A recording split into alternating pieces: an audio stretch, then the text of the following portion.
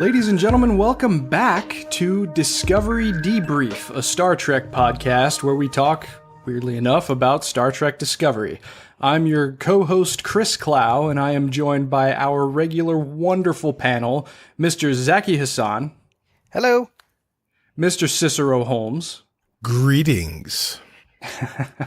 And Ms. Rachael Clow. Well, no, Mrs. Rachael Clow. I guess Get it right. Sorry, we just got married. You of all people should know that, Chris. Yes. I'm married a long time. Yeah, I know it's really starting to go into longer territory right now. You may be on a shuttle to the penal colony soon.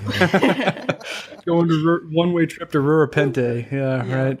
Well, so we are now doing our second episode of this show, which was kind of, like I told you last week, snapped together at the last minute. But thank you to everyone who joined us for our very first outing, and for people who are going to continue to join us as we delve into this new series.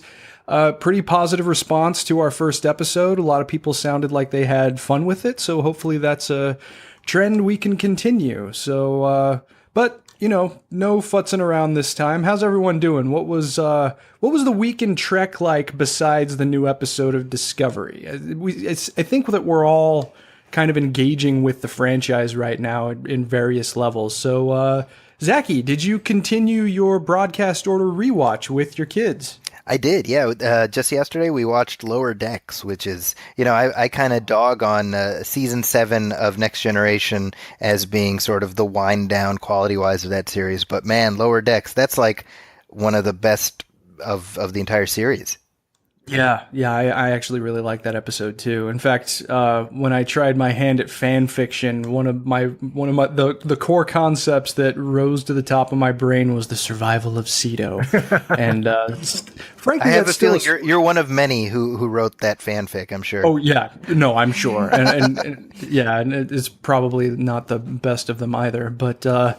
No, that's a great episode. I love the context that it gives, and the world building that it does outside of the senior staff is really fun. It's honestly, to me, given that I watched it just mere hours before today's episode, the contrast could not have been more stark, and hopefully I can bring some of that up in our discussion today. Yeah, absolutely. Rachel, you are rewatching Deep Space Nine, and I know because I live with you. But the most recent episode I had actually stepped out for, and you watched it. Yeah, it was real bad. Because you're on season 3, right? Yeah, I believe so. So we're pre-Worf, but post-Defiant. Yes, that is correct. And what happened in your episode? Dr. Bashir he was psychically attacked, and he was in his brain, and all the other characters were there, except they represented parts of himself, and it was pretty weird. They were all acting weird, and he got into the old man makeup akin to the Deadly Years from TOS, kind of. I remember that one. Yeah. This is not my personally favorite one. I think that's why I stepped out, because I was gonna scoffed at you. You were like, I'm gonna go to GameStop for this one, and I'm like, come on. And then like halfway through, I was like, It was my futile search for a Super Nintendo classic that unfortunately came up short, but. Still, you know, it's Deep Space Nine, so how can you really complain, right? You know, that episode has Alexander Siddig is great in that episode. Oh, yeah, sure. Yeah, I mean, he's good in virtually everything that I've seen him in. In fact, I was one of the guys who was cheering when he was cast in Game of Thrones, and I haven't seen it, but I know that he was cast as Ra's al Ghul. It wasn't Arrow, it was Gotham. Yeah. Have either of you guys seen that performance? Not yet. I haven't yet. Not yet. I'm a season behind. I'm halfway through the 3rd season of Gotham.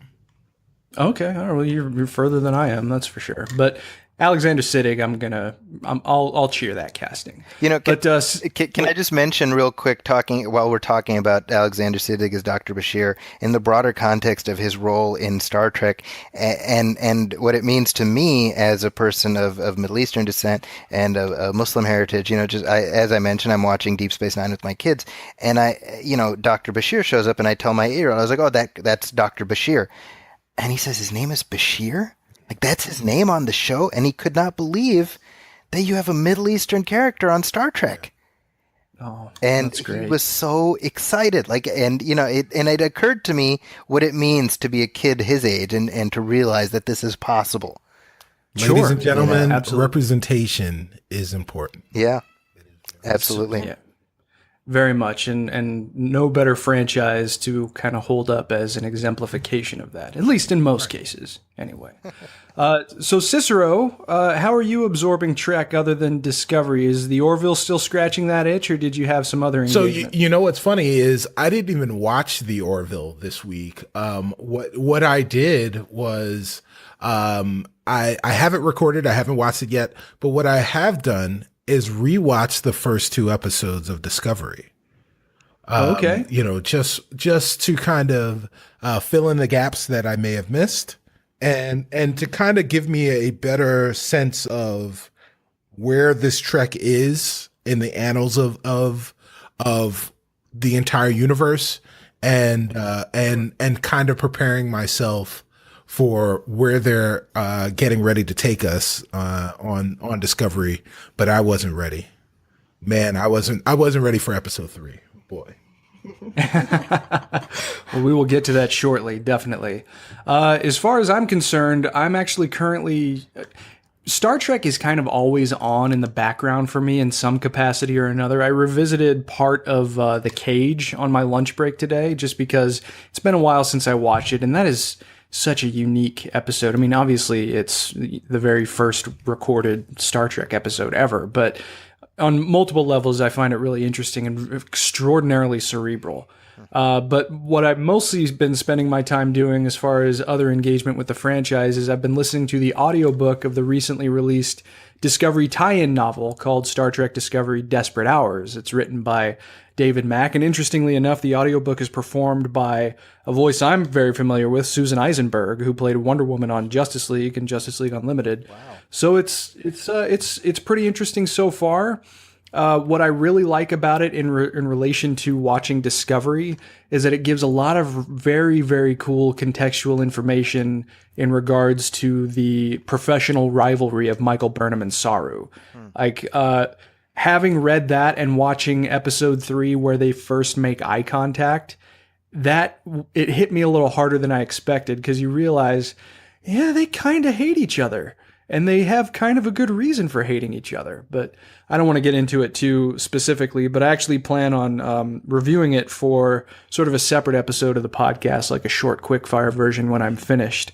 Haven't been able to power through it, unfortunately. But it's good. It's definitely worth reading and or listening to, so should keep that in mind. So, why don't we jump in before we actually talk about the episode content. Let's talk a little bit just about a couple of news items that came up in relation to the show and the franchise.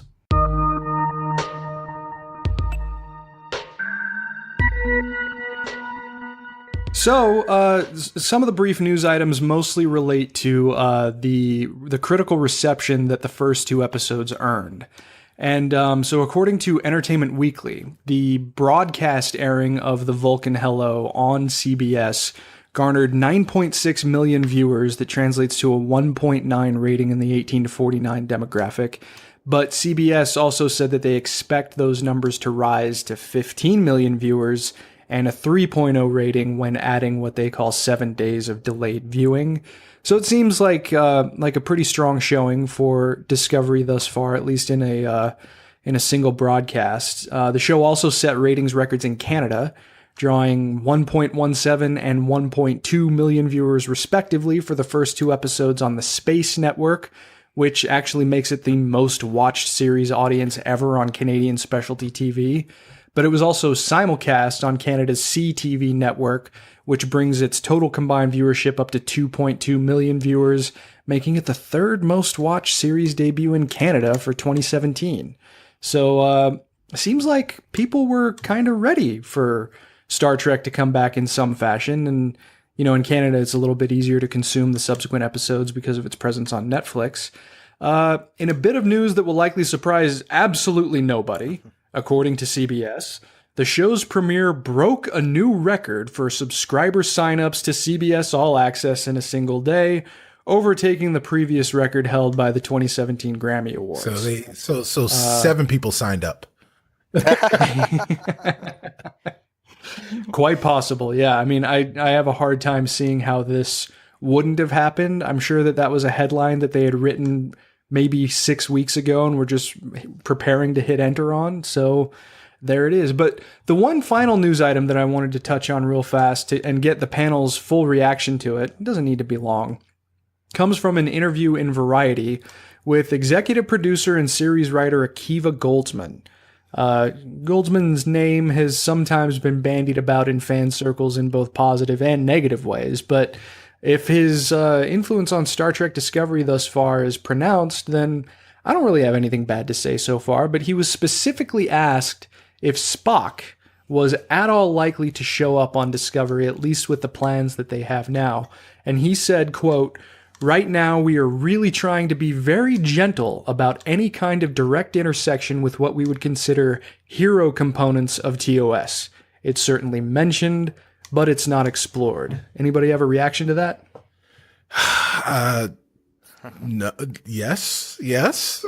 I mean, so while I understand definitely that hero component line, and that makes sense. What I would love to see is some type of connective tissue from characters that we know, even characters from the periphery of TOS or Star Trek lore, Federation lore, that make their way into Discovery in some type of memorable way.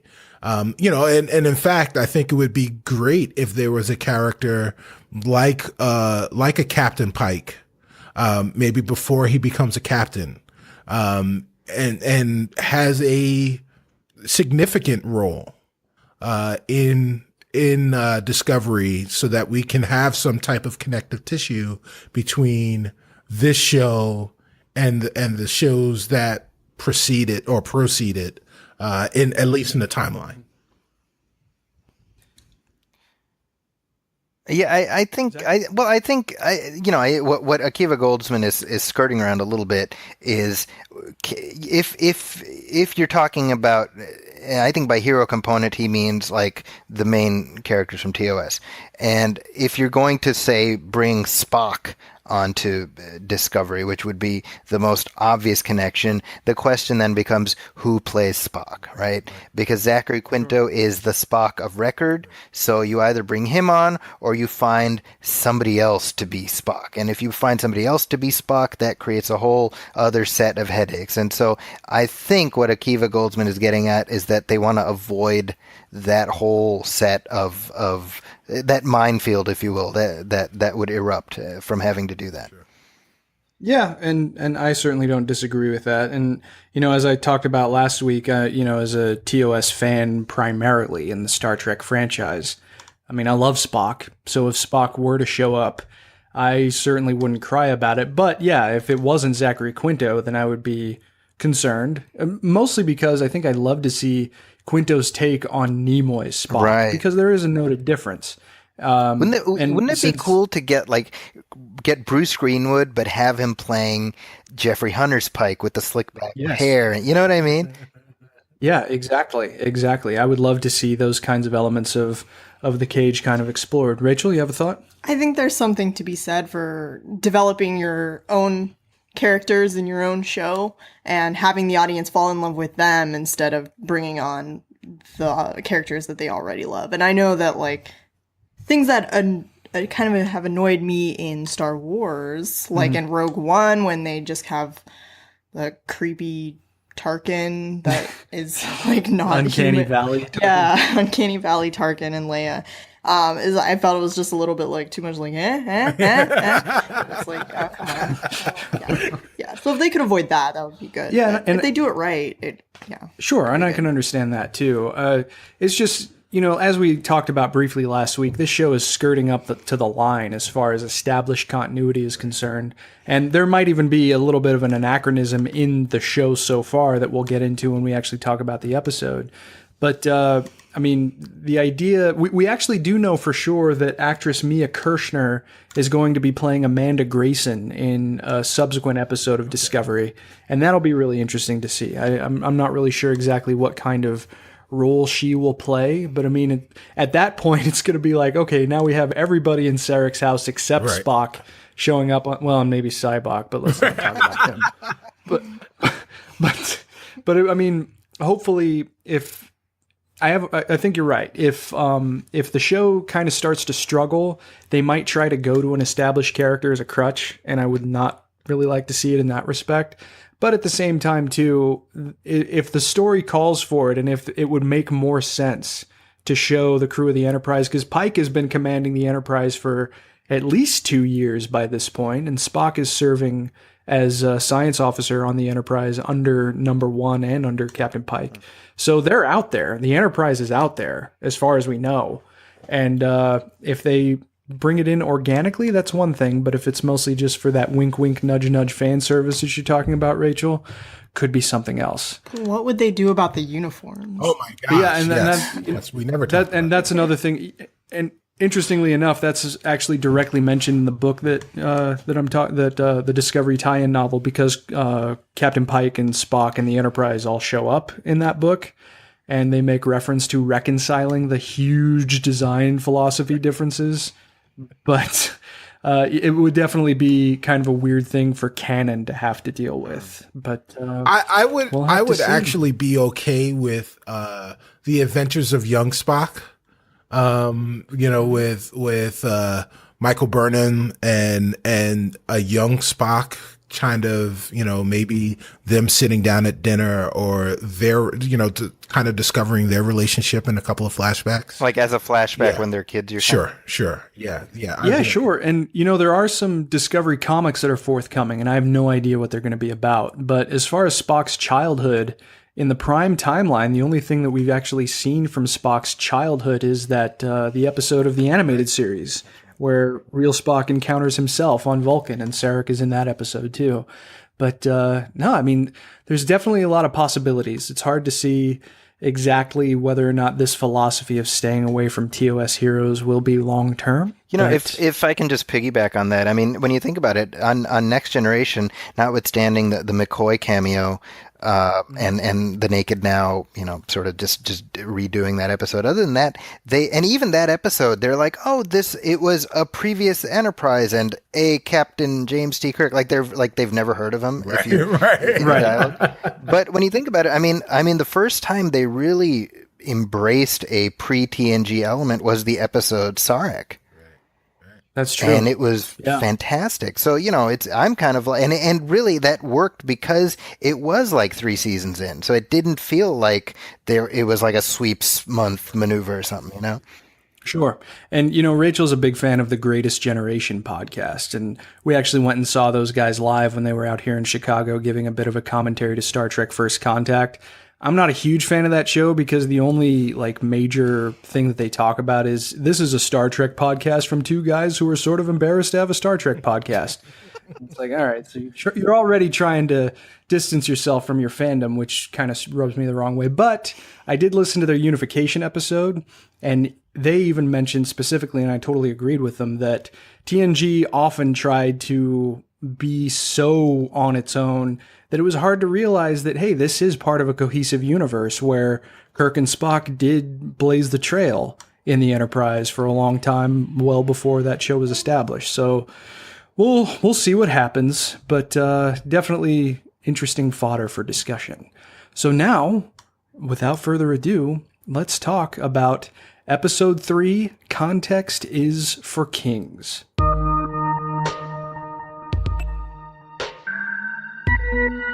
Well, 6 months since Michael Burnham's court-martial, and she's well known throughout the Federation apparently as someone who started a war with the Klingon Empire, and she's apparently counting all the casualties. But right out of the gate, Episode 3, we finally get our very first look at the namesake of the show, the USS Discovery, in a decidedly heroic light. And I wanted to touch on this first because a staple of most post-TOS Star Trek, particularly at least since the motion picture, is giving the primary starship that we're going to be spending our time with a heroic, majestic introduction. So did the introduction to the Starship Discovery give you that same sense of majesty, that same sense of heroism, Cicero? Well, you definitely felt that this ship was state of the art. Obviously they were one of the inmates, the troublemaker, was one to mention right off the bat that that the ship itself had no scratches, no bruises, no scuffs, even on the floor. Right. So I definitely felt like, oh, okay, well, here we are. This is, if not the flagship of the fleet, it is definitely one of the flagships of the fleet. There's something unique about this ship. And, definitely something different from the Senshu. So I did feel, when you finally get to see it, I was like, oh, it's the Discovery. Finally, here we are. Mm-hmm. So, yeah. And I was okay with it. Yeah, setting the table. Zaki? Yeah, I think they did a nice job of making it seem, as you said, majestic, but while also you get a sense of the sort of the internal geography of the ship, which is always difficult to do on first blush, but also making it seem different from sort of the Constitution class, which is our shorthand for this kind of thing. And for that, I mean, it looks different from the Star Trek ships that we've seen, even the hallways and things. It has an architecture and whatnot all its own, and I appreciated that. Sure. Rachel? Yeah, I liked it. I liked how mysterious it was, and it can do 17 different science missions at once. And it has a black alert, which was really what? What? Yeah. I really liked how much of a mystery it was. It really held my interest. Sure. And just for the record, it is a Crossfield class starship. So kind of an interesting introduction there. It worked for me generally. I like the design. From what I understand, it is actually left over from motion picture Ralph McQuarrie design, which is awesome. I was going to mention that it reminded me of those rejected designs. So I didn't know that it was actually that. That's really funny. Yeah, it's cool. It seems like that's kind of something that they're going with, because even Star Wars Rebels made use of Ralph McQuarrie's designs for that show. So he definitely captured the zeitgeist of that kind of era of science fiction. So seeing that pushed forward is pretty cool. Now, one thing that I wanted to briefly touch on was that, we're in the year 2256. This is a brand new ship, as Cicero said, as the prisoners noticed. But a ship that launched 11 years beforehand, the USS Enterprise, the registry number is quite a bit higher, because Discovery is NCC 1031, and obviously the Enterprise is 1701. Is this an anachronism, or is there just something that we don't know about how Starship registry numbers are assigned? Anybody have a thought on that? I think that maybe it has to do with the class of the ships, potentially. Okay. If I can toss out a fan theory for how this anachronism works within the canon, as you said, this is a cross-class Federation ship versus the Constitution class that the Enterprise is. So maybe with the Enterprise, or with Constitution classes, they started with maybe 1700. And yeah. But the Enterprise registry number transcends the Constitution class, though. Oh well, then throw my theory out. We're done with that. Well, it's just interesting that they decided to do it this way. I mean, and obviously it's not a big deal. This is a pedantic fan detail that people like us will notice, which is why I wanted to bring it up. But it's not going to have any real impact, at least as far as we know, on what they're actually going to do in the show. But you just kind of wonder, they knew. I mean, they had to have known. So what's the reasoning behind? And maybe it'll be fodder for another episode. Wasn't there something similar that had happened in Star Trek Beyond, where Idris Elba's? Oh yeah, the ship Franklin. had a weird. Because the Franklin, I can't remember exactly what it was, an NX registry number, but it was quite a bit higher than 01, even though it had launched right before the dawn of the Federation, and conceivably, the Franklin crashed before the point of divergence with the prime reality and the alternate reality. But yeah, they do seem like they play a little fast and loose. I treat this stuff like the original series did with Stardates. It's like, bunch of numbers. Sure. Yeah, right. Which is, weirdly enough, though, something that they are paying attention to, at least as far as we know, the Stardate numbers correspond with an era of canon that we haven't seen before. So it's interesting what they pay attention to and what they apparently just say, Right. screw it, let's just go with it. I mean, again, not a big deal. I think that they assign them using a complex algorithm that we cannot possibly understand Because of our primitive 2017 brains. Yes. There we go. Give her the no prize. Yes, you get the no prize. Yeah. I'll take it. And hand it to you, of course. All right. So next thing I thought that it would be good to talk about is the secondary characters. And I'm not going to dole these out in any specific order. We don't need to comment on specific ones unless you want to go through the list. But we all have a list in front of us of the secondary characters on the show. So why don't we just talk about our impressions? Zaki, why don't you go first? Well, it tells you something that I'm struggling with their names. There's the perky young space cadet who's Tilly. Yeah. Yep, Sylvia Tilly. She initially got on my nerves a little bit. But by the end of the episode, I was like, okay, I kind of get her place in this. I didn't really understand what, like, setting her up with having like this disorder where she's I don't even know the details exactly of what it was. It's like She snored in her sleep, and She's She got has allergies. So okay. She's allergic. Yeah. So that's one of those things where I was like, okay, so I guess she doesn't have any friends, so she's going to be her friends. Like, you start doing like movie math, or you start connecting where things go. Mm-hmm.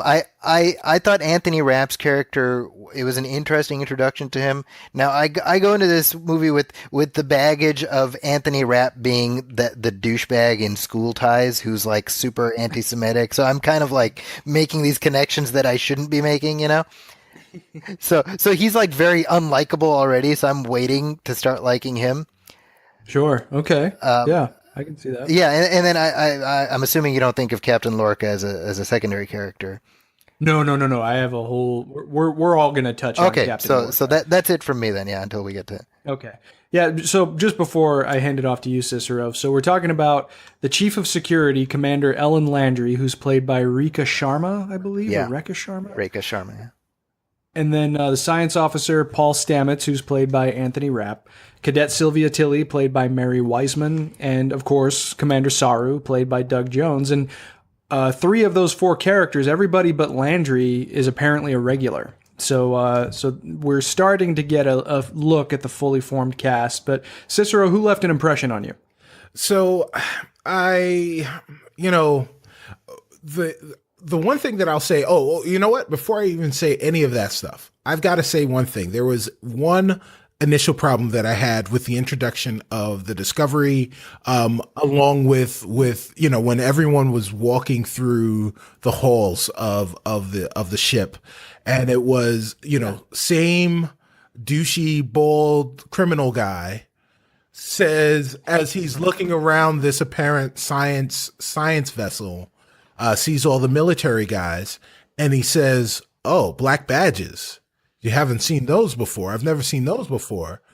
And, there's 2 seconds later, they cut to Michael Burnham, and she's wearing a black badge. She's wearing a black. That's true. That's true.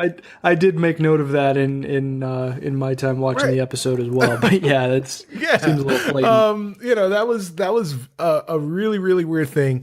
The other thing that I'll mention as an overall for the characters is I feel like while the performances were all really good, I feel like everyone was typecast. So really? Rekha Sharma, who played Chief of Security, Ellen Landry, was also in Battlestar Galactica. And spoiler alert for Battlestar, she is a Cylon. So she's playing this character who is duplicitous at best, right? And she was also in a show that I think is very, very underrated. She was in The 100, where she played a duplicitous character as well. So and as this episode goes on, you realize that again is the same type of character that she plays here on Discovery. Anthony Rapp, his science officer Paul Stamets. I found it really interesting how easily officers within this version of the Star Trek universe are willing to discount the wisdom of their commanding officer, specifically their captain. Sure. And I thought that in the way that it was done by Lieutenant Commander Stamets, I thought it was really well done. Like his arguments were fair arguments.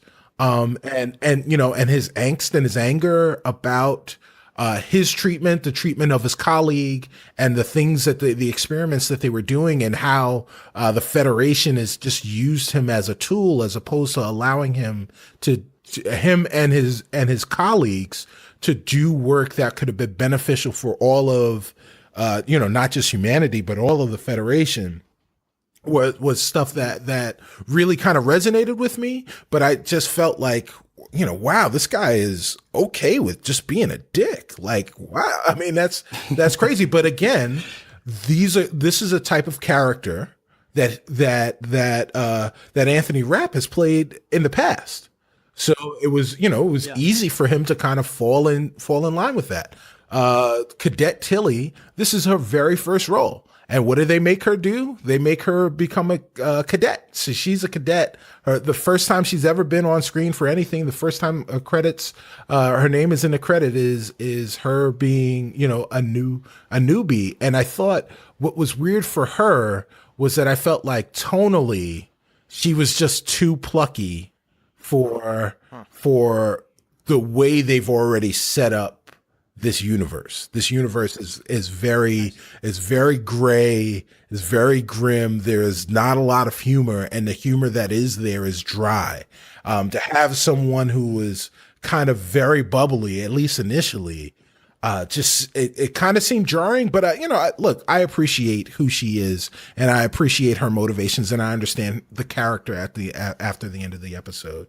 I really love the relationship between Saru and Burnham, and it may be antagonistic, but it's very respectful.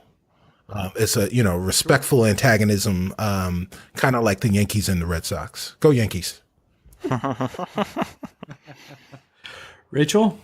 So I want to just point out that I don't know who Anthony Rapp is, and I can't recall ever seeing him before, and I also disliked Paul Stamets. So it wasn't your preconceived notion. Okay. He was unlikable, and I felt like maybe I should have liked him because he's like the scientist who's rebelling against the authority and the people who are trying to take his pure research. But I just I hated him. You can't see it, but her eyes are going red. Well, yeah, and I don't know. I'm kind of disappointed that he's a regular. I was thinking he might bite the bucket with the space monster, but he's a regular. But interestingly enough, he's not the chief science officer. So we'll have to see exactly whether. I'll be really interested to see whether or not the show fills out or profiles the bridge crew of the Discovery, because right now the bridge crew is kind of irrelevant outside of Captain Lorca and outside of Saru. But if I'm not mistaken, he's supposed to be the first gay character in the Prime universe, right? Oh, I wasn't familiar with that. I believe that's the case. Sorry if I'm spoiling something, but it got some play. I mean, this it year, definitely read that way in his conversation with his colleague. Like as I was sitting with some other people, some friends of mine, when we were watching the episode, and we all read it the same way, independent of each other. That this conversation was not only just a conversation between two lifelong friends, but potentially two lovers. So I don't know if that's what they were going for. And, Zaki, you've heard something that we kind of read and, was very well done because we read the same thing.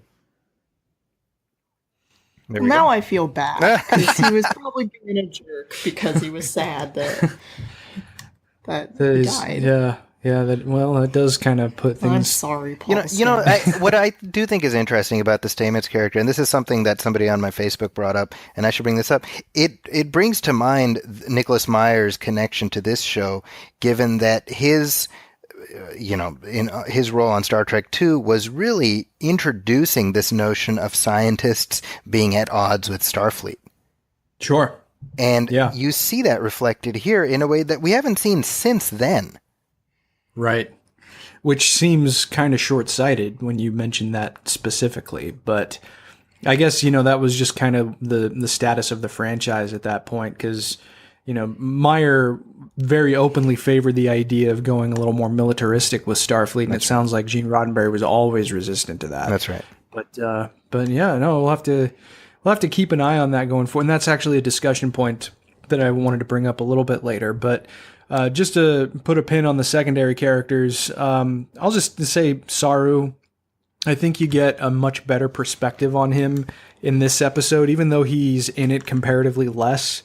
I think the book might be coloring my perceptions of him a little bit, but you obviously get the impression just in this episode specifically that he's a very ambitious guy and that his ambition has finally been rewarded with the second piece of command, or the second level of command on a starship.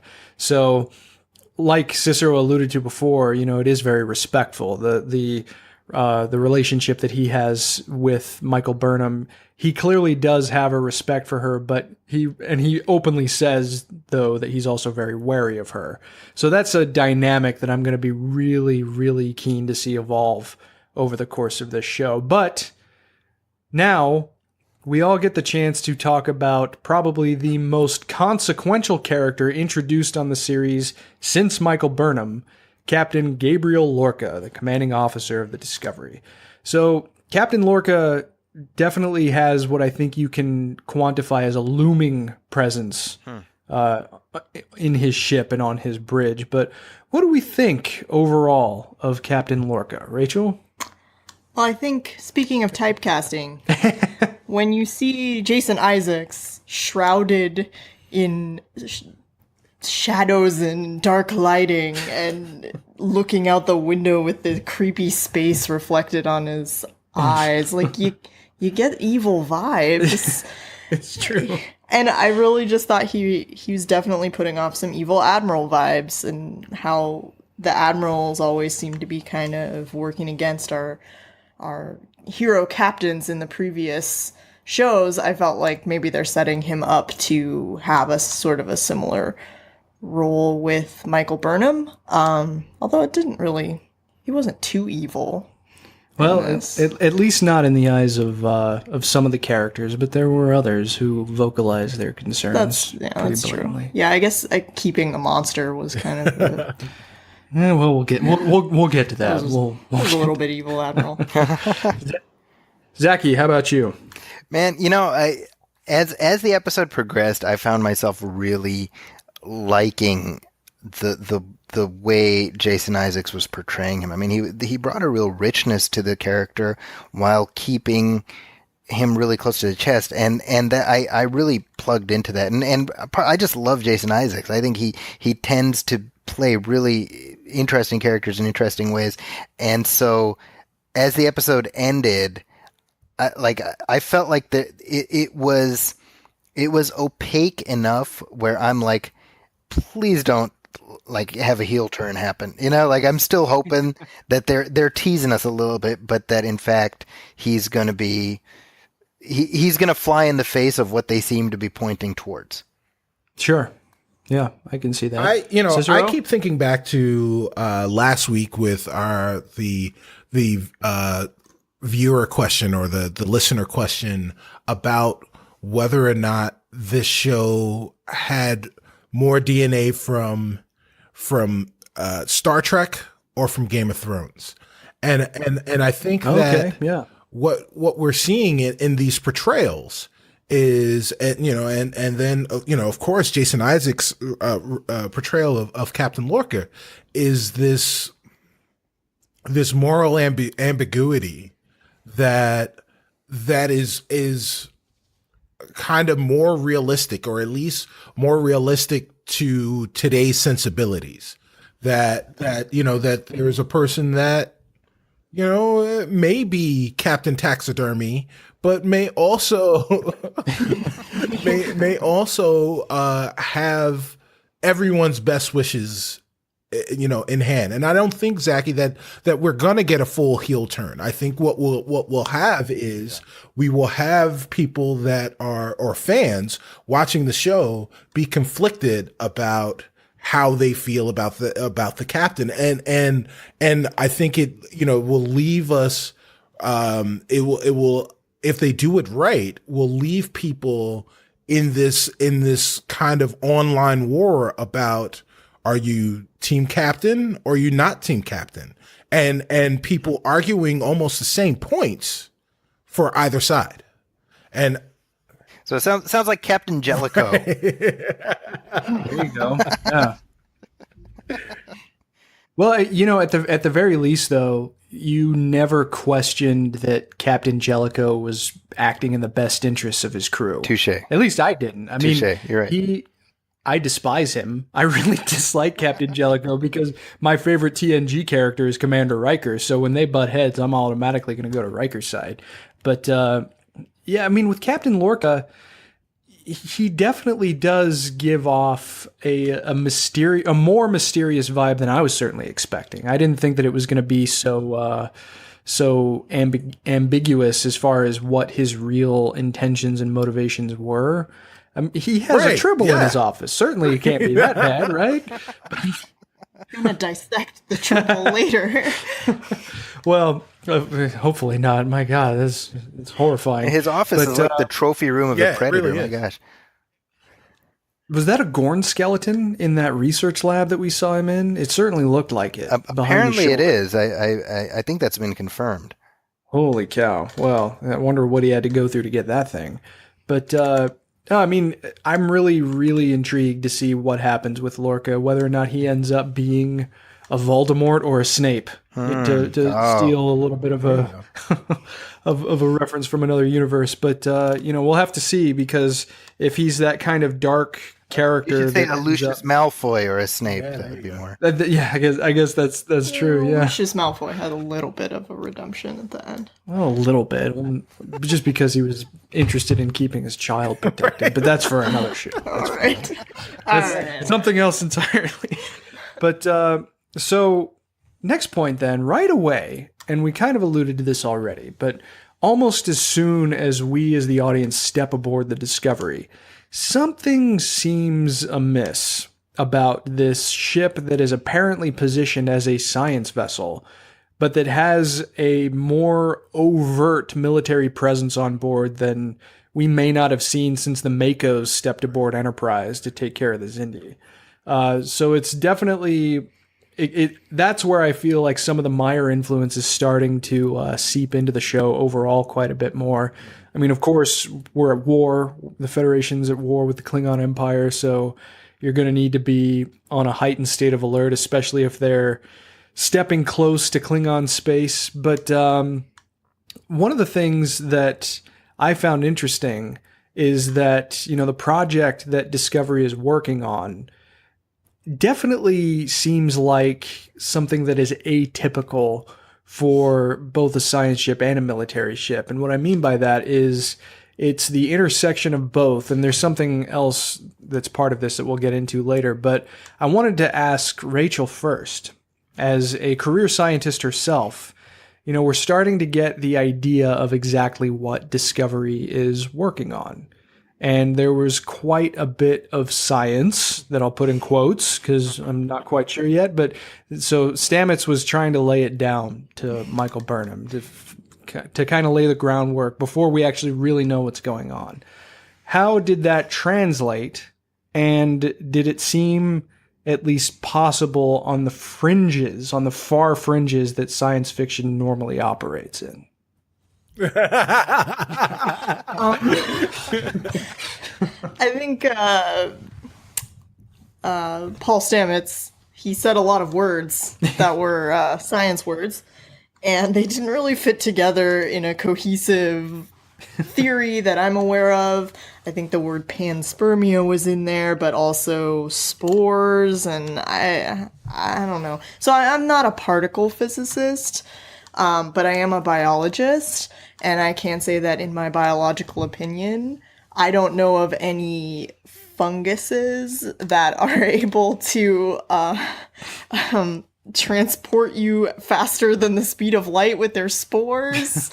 And I don't really know how that would be possible. I have only the most rudimentary understanding of quantum physics, but I am not familiar with the spores being particles of the universe or anything like that. And it was kind of annoying. I think that the best science on Trek is when they take like a theory that's a real theory and then kind of take it, beyond what's known about it now. Like I'm thinking of the episode of TNG where Worf starts going through all the different universes. Mm-hmm. And so the multiverse is like a real theory. Parallels, I believe, is what that episode was called. Yeah.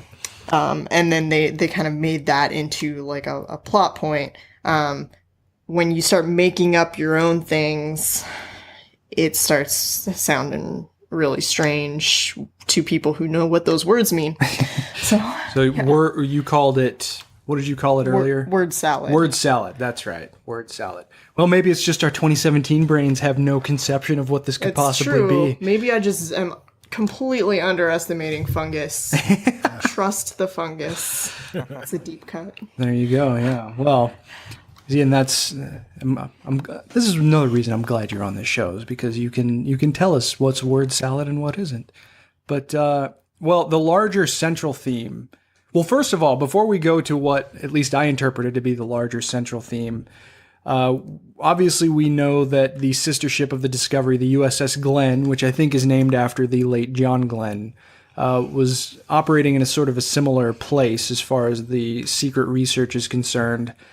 How about that away mission? Zaki, what were your impressions of that away mission?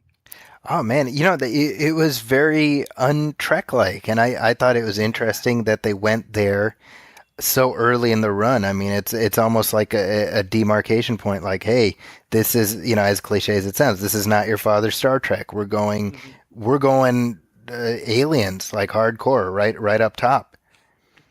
And I don't say that, by the way, in a negative way.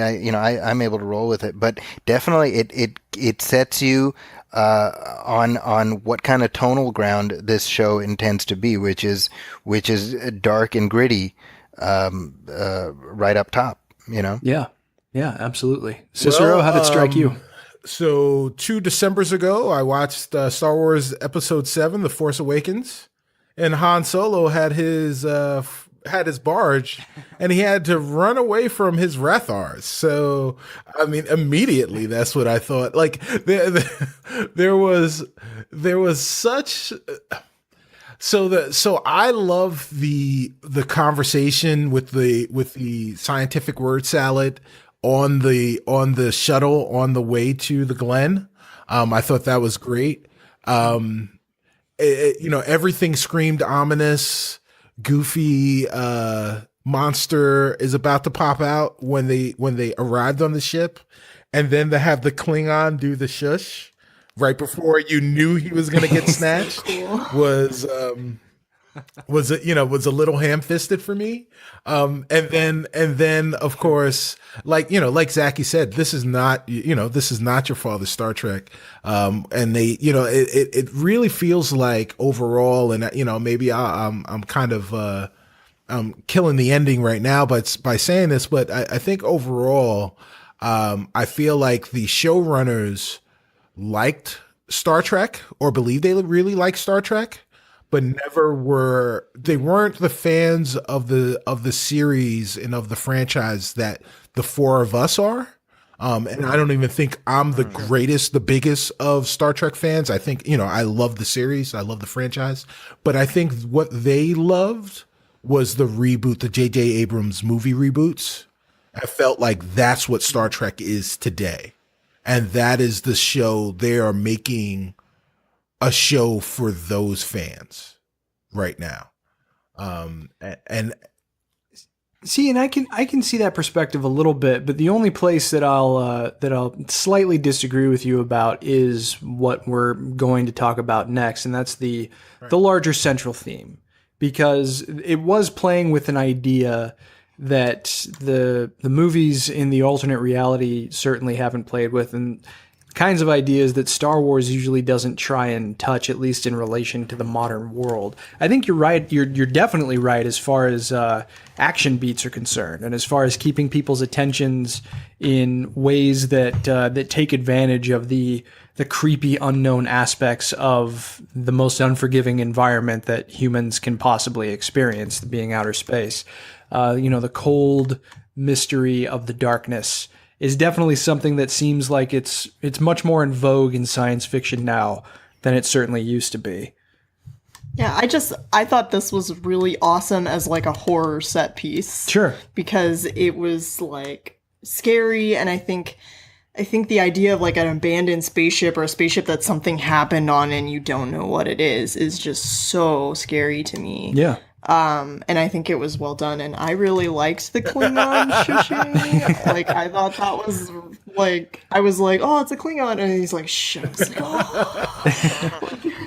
Well, at least he's smart enough to, have his survival instincts kick in and not start fighting them when he knows that something bad is about to happen. Well, that's why he's the only one left alive. There you go. Right? Yeah. Probably. But yeah, I think I agree with you guys that maybe it's not really Trek. Mm-hmm.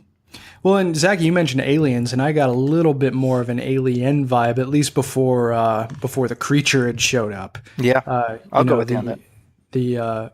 And you get kind of a John Carpenter Thing vibe too when you come upon what happened to the corpses. Very, very of visceral. The crew. Like really shout out to the costume department and the makeup teams, because that was really, really well done. Yeah, it's certainly not something I expected to see on that episode. That is for damn sure. But so we get off of the ship and we start to learn a little bit more about the specifics of the relationship between the crew, the scientific aims of some of the elements of the crew, and the more militaristic side that's led by the chief of security and, of course, the captain. And, the conversation that Burnham has with Stamets, and Stamets automatically being wary of her because it was Lorca that wanted her there. And he even described Lorca as a warmonger, which I don't know if we have necessarily enough context to see if that accusation is accurate from Lorca. But the fact that Stamets thinks so, and that he's a man of science who very clearly lays out the fact that he is excited by the idea of discovering something about the universe that was not previously known, you definitely get the idea overall that one of the central larger themes is scientific discovery, no pun intended, being co-opted by the military for less than admirable aims. So did this idea, do you guys think, get communicated effectively enough? Or are we just now getting the sense that it's being laid down in episode 3 so that they can run with it long term in however many episodes we have left in either the season or maybe beyond? Have we not yet seen the full implications of this, Rachel? Well, I think time will tell. I think that's interesting that I don't really, I'm not convinced that that's the full long-term theme of the series, or that they'll necessarily even have a long-term theme. I think it might just be sort of these fun action vignettes every week, and it might not have like a higher parable value or message to say, and that would be sad if it didn't. So I mean, I hope that it has a message like that, and that would be an interesting message to have. But I don't really know. What about the idea itself of military co-opting of science? Is that something that might actually be an element of the scientific community that always needs to be kept in mind? I don't personally feel like the military is trying to like take my research to hurt people. I think that the Department of Defense is like they fund a lot of science, and they fund a lot of science that helps people in other areas besides just the military. And so I think it's more of a two-way street where like scientists discover things and they're taken. I mean, obviously, like the atomic bomb is one thing. Yeah. That is kind of an extreme example, but there's also that the military wants certain technologies and they're willing to pay you to develop them, and they end up helping everyone. Like I know, suspended animation is something they're very interested in. And so like we might get that sooner than we would have otherwise, and it could be helpful to everyone. Sure. No, very valid perspective. Cicero, how about that idea? You think it's something that was communicated, and or is it going to be run with? I think it was touched on, at least initially, and I think that it will be a big part. I think if they're wise, I think that it'll be a big part of the overall theme of the season, if not the series in general. I think that it is a flaw of humanity to take scientific discovery and weaponize it. I mean, since the invention of fire, sure. Or the discovery of fire. I mean, you can't really invent something, but, invent fire. But since the discovery of fire, when man realized that they could use this for warmth, the next thing that they realized that they could do with it is use it to destroy. And sure. I definitely think that even though, as Rachel said, that the Department of Defense throws money at issues that wind up ultimately benefiting humanity, they're not the ones that are coming up with these theoretical ideas. They're not scientists, they're military people. And they hire scientists to think of things at a theoretical level that says, theoretically, these things could be possible. And then the next question is, well, what can we do to weaponize that? And if we can't weaponize it, then we're not going to throw any money at it. And if we can weaponize it, then we will. And that doesn't make it necessarily a negative. Because, obviously there are benefits to security and even proactive security. But I mean, it is definitely, it is what it is type of scenario. So, I would really be happy to see them dive deep into that conversation and allow that to be another one of the pieces of dialogue that come out for fans as they're talking about this series. Sure. Zaki?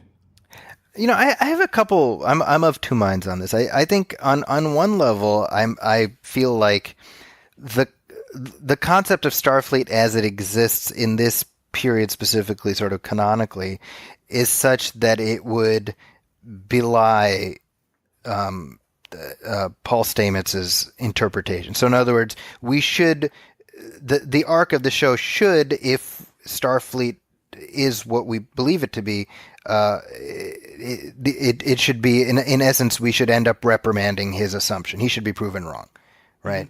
However, a thought that I had. It's funny how I started thinking about it. I was like, the way that Captain Lorca is acting is like William Sadler on Deep Space Nine. And I was like, wait, Section 31. Discovery, 1031. Whoa. Mind blown. We've just blown it wide open. Yeah. And so I'm wondering is that by accident? I don't know. That's wow. That's an excellent question.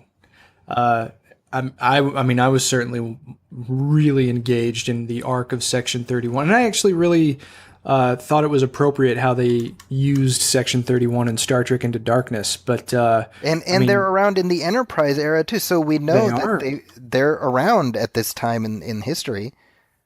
Yeah, absolutely. Oh man. Well, definitely something we'll have to keep an eye on as we go forward in the show. I mean, because Section 31 is obviously at the forefront of the creation of helpful science that the Federation is always engaging in, but with militant concern for keeping the UFP safe from which sure seems to fit Captain Lorca like a glove based on what we've seen so far. Yeah, it does. And now that you mention it, I mean, he mentions at the very end of the episode, Michael, don't worry about your court-martial. And it seems like, wait a second, does a captain really have the authority to supersede what happened at a court-martial when it comes to sentencing an officer for mutiny? But Section 31 might. I mean, you never really. It's yeah. Well, now I'm just rambling because my mind is racing. But wow, yeah, we'll definitely have to keep a pin in that to see how that's explored. Now, as we wind down the discussion of episode 3, we haven't really spoken at length too much about Michael. So as we kind of try and give our final thoughts on this third episode, also weave in your thoughts about Michael's participation in it, what we've seen from her. Certainly, she displayed a significant amount of skill especially when she was escaping the Glen. But Zaki, why don't we start with you? Final thoughts on episode 3 and how it positioned Michael Burnham. Well, a friend of mine on Facebook, Tyler Kloster, mentioned this in response to this episode, and ever since he said it, it's just been rattling around in my head. He said this should have been the first episode. And I've been thinking about that since he said it because I find that a really compelling statement. I love the idea of jumping in with Michael Burnham on this prison ship, and that's our first introduction to her, and we as the audience have to sort of catch up and figure out and make all these assumptions about her and let that information that flows of her happen gradually, kind of like Lost, and so in relation to your question, I really liked the way this episode laid it out to her because I've been viewing it from the framework as if I hadn't seen either of the previous episodes, would I be on her side? And I think it actually does a really good job of giving her agency. It demonstrates her intelligence. It shows that she's charismatic. She can handle herself in a fight. And I love the little tease. I love the fact that, let's say if we knew nothing about Sarek from the previous episodes, I love the idea that she's like, oh, and my human foster mother, oh, what was her name? Amanda. And like, if you didn't know anything, it would just blow your mind. Yeah, that's true. Totally. And quick shout out too. Apparently she, and the name escapes me at the moment, but the Vulcan martial art that she named was something that T'Pol was she had exhibited a lot of skill in that martial art in, I think it was a season 2 episode of Enterprise. Deep cut. Yeah, totally. And I love when it does those kind of deep cuts. And shout out to Trek Core for pointing that out in their live tweet of the episode last night. But Cicero, how about you? Final thoughts on the episode and how it positions Michael Burnham? I think it again. I hate to call back to last week's first episode where we kind of talked about how the first 2 episodes were a prelude, and that you could have easily started your viewing of Discovery with episode 3, and really not miss the beat. And not kind of, it actually probably doesn't prejudice you against any of the characters, at that particular moment. So for some people, maybe that's the ideal way to start is with episode 3.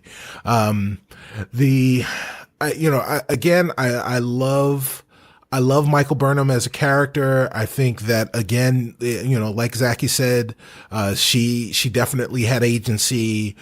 She was definitely charismatic. Of course, she could handle herself both intellectually and physically. It was clearly what they were able to kind of display right off the bat. And then, of course, she tells Lieutenant Commander Saru that she's not going to do anything to rattle the cage or make any waves while she's on the ship.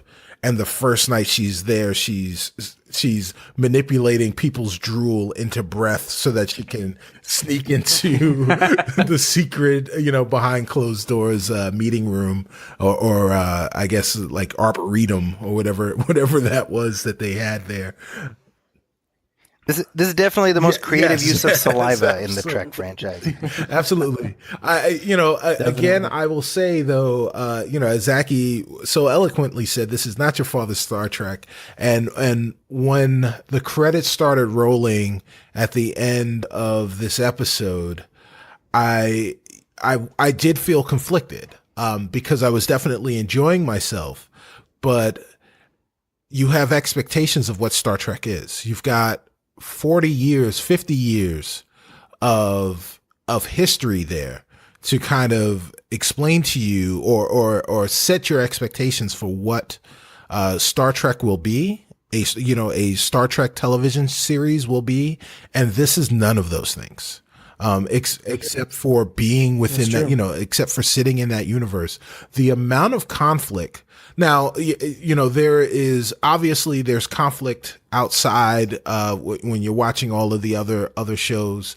But the amount of conflict within the crew, both on the Sensu and now here on the Discovery is, I won't say alarming, but it is definitely jarring. It's definitely something that is completely atypical for a Star Trek series. Even Deep Space Nine, which was riddled with conflict, didn't have conflict to the level that just in 3 hours of Discovery that we've seen internally within these two crews.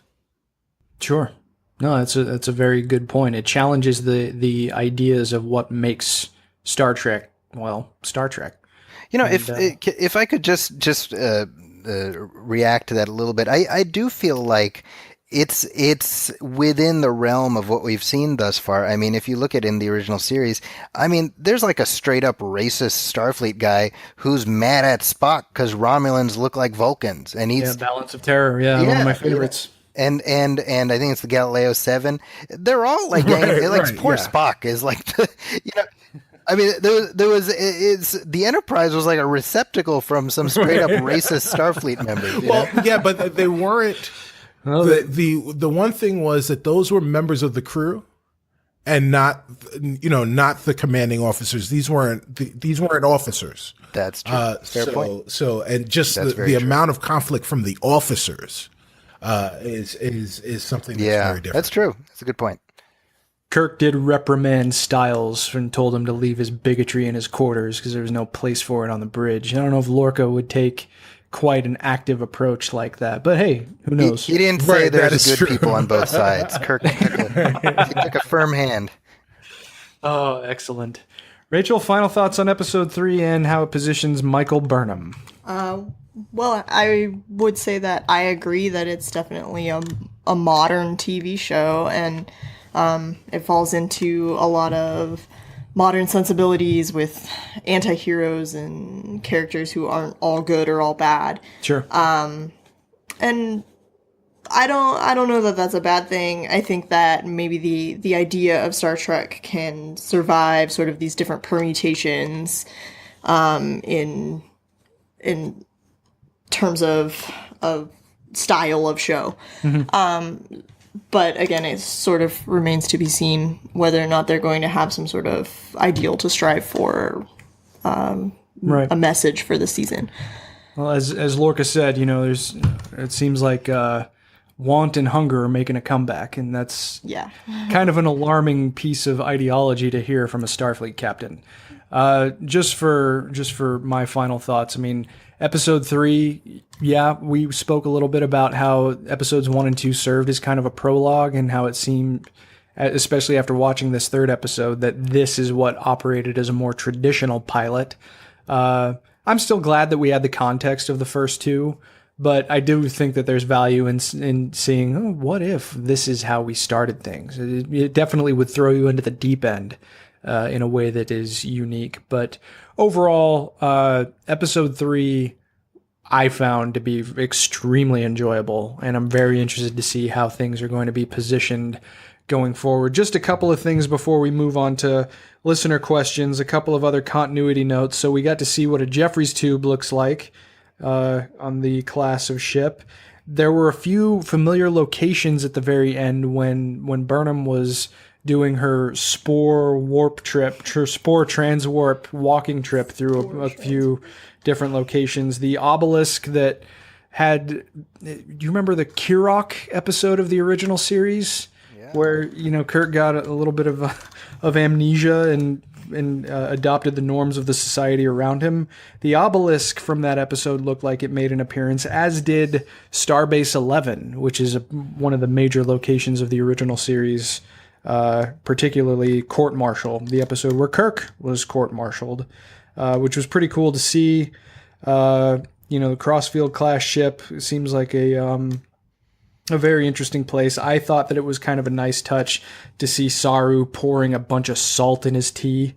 Kind of gives you an idea of what the guy's diet is like and what his tastes are like.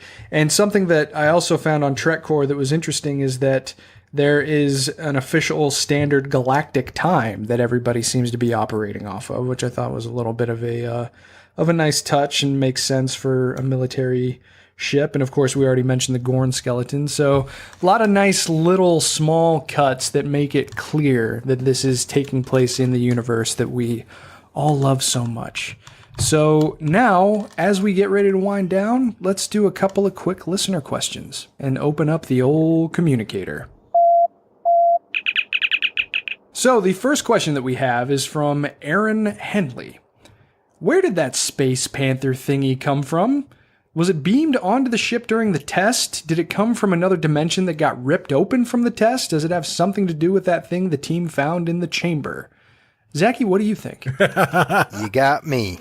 I'm going to keep watching. There's my answer. Yeah, I mean, it doesn't really, it's not totally clear exactly where it came from, but it certainly seems to give the crew a run for their money. So Aaron, as of right now, your guess is as good as ours, but we'll definitely have to keep things keep visible, keep our view screens on, as it were. So from John Waldo, Cicero, I'm going to throw this to you. What is the most fun new idea that has been introduced in Discovery thus far? The most fun new idea. This is going to be controversial, but I think it's the transwarp mind meld. But this is a thing that, definitely is something, from a character that we know from the franchise and from the canon, and a technique that is unique to Vulcans that we know from the canon. But this is a way that they're using it that you've never seen before, and quite possibly only works with these two individuals. So, I wonder if that will be re-explored later in the series. But it's definitely something that is unique.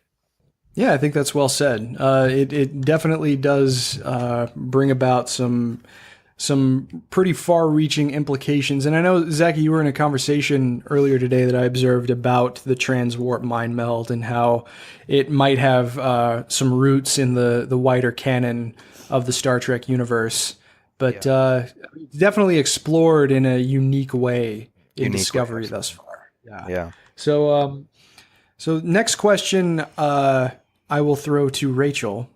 It's from Rafael Vera. And shout out, by the way, to the Everything Star Trek group on Facebook. It's an awesome group. If you're a fan of the franchise, then I would definitely recommend joining it. But several of these questions came specifically from that group, so thank you guys. But Rachel, from Rafael, from Scotty's dictum, you cannot change the laws of physics. He thinks that it may have gone out the view screen with episode 3 in the way that the project that Discovery is working on is operating. Do you agree with that, or do you disagree with that? I think I agree with that. It doesn't make any sense, but obviously it's not going to work out because they don't have this technology in later series. Mm-hmm. So this technology is doomed. So maybe you can't change the laws of physics, and they're going to find that out the hard way. Maybe. Even if you have magical fungus. And last question that we'll do, I will take this one also from Raphael. He says, how are they going to reconcile all of Discovery's tech within canon without destroying the ship in the series finale? You know, weirdly enough, it kind of makes me think of the experiment in Next Generation where they talked about traveling on kind of a warp wave and how it didn't really end up working out for them, but they still gave it the old college try to see if it was something that they might be able to exploit. I kind of think that this is just going to end up petering out because clearly they're not going to want to destroy Discovery. At least I would seriously doubt that that's the case. I mean, who knows at this point, of course. But I just kind of have the feeling that this is going to end up being either unsustainable for them or it's going to end up being something that is just completely unworkable in the fullness of time. But your guess is as good as mine, and we will have to see what happens next time. Well, any final thoughts before we depart? Anything you guys want to plug? Anything you guys would like to say before we set off into the unknown? Zaki? It tells you something that, number one, I had a blast watching the episode, but as soon as it ended, I was like, man, I can't wait to talk to the guys and lady tomorrow and have a great conversation. So I want to throw my appreciation to you, Chris, for getting this thing started, because we're just 2 episodes in and I'm having a blast. Me too, man. My pleasure, and thank you for coming aboard. It's quite a thrill to have you with us every week. So much obliged. Cicero, how about you? I'd like to second what Zaki said. I watched the episode with family basically and friends yesterday, and then watched it again on my phone at work. Hopefully no one from work is listening to this. So yeah, it definitely was great. And the thing that gets me most excited about it is being able to talk to you guys about it. Excellent. Thank you. And thank you, of course, for jumping on with us too. It's thank you very much, man. Much appreciated. Rachel? Well, yeah. Thanks everybody for listening and for talking. And if the Department of Defense, if you want to give me money to do science, I'm okay with that. I just want to make that perfectly clear. Awesome.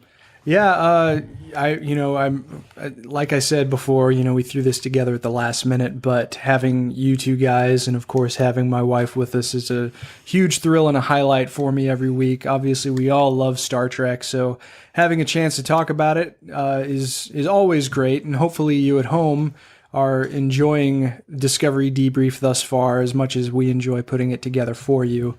So that's going to actually end up doing it for episode 2 of Discovery Debrief. We hope you enjoyed the show, and if you did, please like and follow us on our social media channels.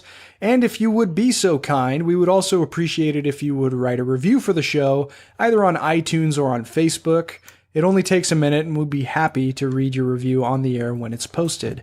If you have any questions, you can follow the show on Twitter at DSC Debrief, which has actually changed from last week, but it's not going to change anymore. Promise. DSC Debrief, because that's actually the official abbreviation for the show, so it made more sense. So apologies if that's confusing. But yeah, DSC Debrief on Twitter. You can also find all of our individual Twitter handles there. And feel free to send us questions through Twitter, our Facebook like page, or by emailing us at hailingfrequencies@discoverydebrief.com. So please be sure to set your courses for this feed so you can come along with us next week to discuss Discovery's 4th episode. So for me, Chris, for Rachel, for Zaki, for Cicero, thank you so much for joining us. And until next time, go boldly, my friends.